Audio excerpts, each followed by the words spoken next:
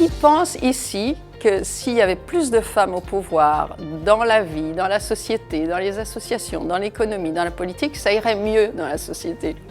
Waouh!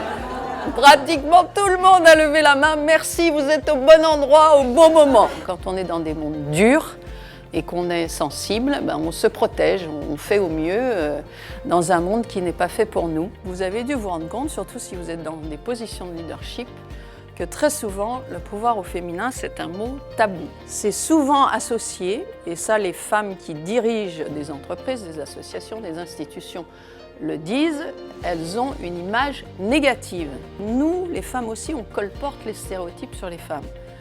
Donc souvent, c'est associé à l'agressivité, une femme qui en veut, qui veut monter l'échelle, qui veut arriver au sommet, etc. Ou alors à l'hystérie. Faites vos propres recherches, comment vous considérez les femmes de pouvoir. Nous sommes dans une société patriarcale, ça n'a rien à voir avec le féminisme. Moi, je prêche pour un humanisme, puisque la nature est bien faite. Il y a 50% de femmes et 50% d'hommes. Mais la réalité de nos sociétés, c'est que le pouvoir est encore aux mains des hommes et que certainement ce déséquilibre, il serait temps maintenant de le combler. Il y a ce plafond de verre extérieur sur lequel le législateur travaille, bien sûr, heureusement, mais il y a aussi un plafond de verre intérieur qui est dû au conditionnement du patriarcat. Ce qui m'a poussé vraiment de tout cœur à intervenir, à faire des conférences sur ce sujet, c'est que je constatais en coaching, j'ai de plus en plus de femmes qui grimpent dans les hiérarchies, et je constate une estime de soi qui est pas bonne. Les femmes se culpabilisent, se jugent. Dans tous les pays, l'estime de soi des femmes, et des jeunes femmes en particulier, est basse par rapport aux jeunes hommes. Alors, effectivement, si vous arrivez dans le patriarcat, si vous êtes un garçon, vous êtes comme un poisson dans l'eau. Si vous êtes une fille, c'est plus compliqué. L'énergie du pouvoir au féminin qui est extrêmement forte. Le pouvoir au féminin, c'est extrêmement fort. C'est la vie, c'est le sexe, c'est l'attraction.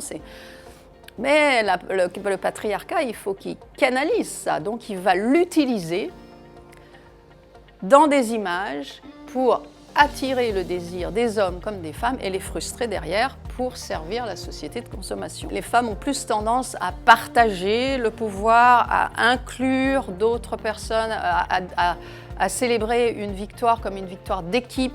C'est plus un pouvoir de nature partagée. J'œuvre aussi sur la prise de parole en public pour les femmes, parce que dans un parterre mixte, très souvent, les femmes se taisent. Or, elles ont des choses à dire. Moi, j'ai envie qu'on entende les femmes, que les femmes prennent la parole dans tous les secteurs de la société. Il est temps, il est plus que temps. La dimension émotionnelle, aujourd'hui, dans le leadership, elle est importante, parce que c'est comme ça qu'on rassemble, qu'on donne envie, qu'on motive une équipe. C'est bien parce qu'on est capable de démontrer l'enthousiasme ou au contraire de remonter le moral. Faites ça avant d'aller faire un entretien, avant d'aller faire une présentation et vous restez comme ça pendant 2 minutes. Et c'est pas long, 2 minutes. Et pendant 2 minutes, vous allez faire monter votre taux de testostérone et baisser votre taux de cortisol. C'est pas extraordinaire, ça? Ma conviction, c'est le féminin est l'avenir de l'humain. Merci!